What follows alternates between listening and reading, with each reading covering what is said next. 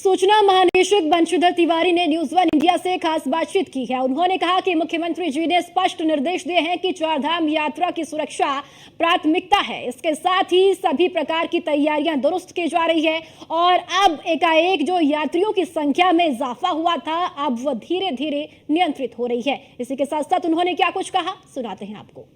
उत्तराखंड में चारधाम यात्रा बहुत जोरों शोरों से जारी है और प्रथम पखवाड़े में ही करीब 10 लाख श्रद्धालु चारों धामों पर पहुंच चुके हैं।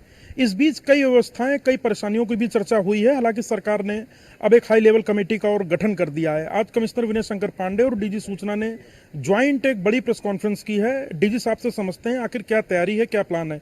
सर, चारधाम यात्रा में ऐसा लगता है कि शुरुआती माह में ही पुराने रिकॉर्ड टूट जाएंगे। बहुत बड़ी संख्या में लोग आ रहे हैं, तो बहुत बड़ी संख्या में लोग होल्ड भी हैं। क्या प्लान है, किस तरीके से आगे बढ़ना है? नहीं, देखिए, निश्चित रूप से आपने देखा कि आज हमारे लगभग 10 लाख से ज़्यादा यात्री अब तक दर्शन कर चुके हैं। जो पिछले 2 वर्षों की अगर हम तुलना करें तो ये अवधि जो है उसमें 2 गुने से ज़्यादा गत वर्षों की तुलना में हमारे श्रद्धालु आकर के दर्शन कर चुके हैं। तो निश्चित रूप में शुरू में एक चुनौती थी ये, जिसको सभी ने मेहनत से उसको ठीक किया और अब काफ़ी उसको कहीं नियंत्रित करके और यात्रा चलाई जा रही है। जो लोग बिना पंजीकरण के आ गए थे, चूँकि पंजीकरण में तिथि और समय निश्चित रहता है, तो बिना पंजीकरण के जो लोग आ गए उनकी वजह से भीड़ बढ़ी। तो ऐसे अपंजीकृत लोगों को हरिद्वार ऋषिकेश में रोक दिया गया है।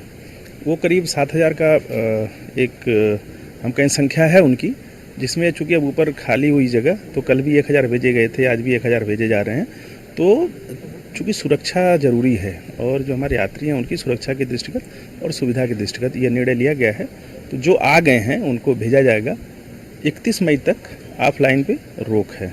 31 के बाद फिर निर्णय लिया जाएगा कि आगे क्या करना है। आज सीएम साहब ने भी एक बड़ी वीडियो कॉन्फ्रेंस की। एक हफ्ते में वो 5 बैठक कर चुके हैं और उसमें 2 वीसी भी हैं। क्या ओवरऑल आज की वीसी में निचोड़ रहा और एक हाई लेवल कमेटी और बनेगी जिसको एसीएस आनंदवर्धन साहब लीड करेंगे?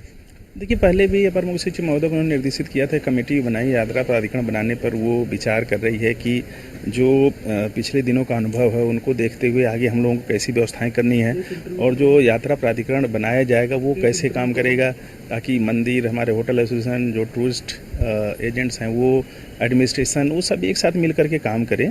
और आज भी उन्होंने निर्देशित किया है कि जो यात्रा का समन्वय बनाने के लिए उनकी अध्यक्षता में कमेटी है और बेहतर प्रयास कर करके यात्रा को और बेहतर तरीके से चलाया जाएगा। सर, इस बार एक ट्रेंड ये भी दिख रहा है, हरिद्वार ऋषिकेश से इस प्रकार से जानकारी है कि जो लोग यात्री आए, जिनको चारधाम में जाने का अवसर नहीं मिल पाया, वो अन्य टूरिस्ट स्पॉट पर भी जा रहे हैं, चाहे औली हो, धारचूला हो, पिथौरागढ़ हो, अल्मोड़ा हो। उनको ऐसा लगता है माए हैं तो घूम कर जाएं। तो चारधाम यात्रा के साथ साथ टूरिज्म भी इससे बूस्ट हो रहा है, क्या ऐसी जानकारी है कुछ? नहीं, देखिए, कुमाऊं क्षेत्र में भी काफ़ी भीड़ है और वहाँ पर जो टूरिस्ट हम आ रहे हैं, यहाँ पर तीर्थाटन के अतिरिक्त पर्यटन की नज़रिए से भी बहुत लोग आ रहे हैं। और जो चारधाम के रूट पर नहीं गए वो दूसरी जगहों पर गए, कुछ लोग कुमाऊं की तरफ गए हैं। तो अगर प्रदेश के नज़रिए से देखें तो पर्यटन के लिए बहुत ही सुखद संकेत है।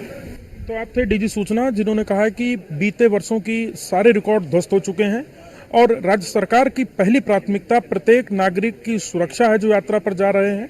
और जो करीब 7,000 लोग होल्ड हुए थे पंजीकरण न होने के कारण या ऊपर भीड़ होने के कारण, उन सबको रिलीज करना शुरू कर दिया गया है और अगले 3 से 4 दिन में सभी लोग चारों धामों के यात्रा के दर्शन कर सकेंगे। कैमरा सहयोगी अंजीत के साथ Sudeep Jain, news one India.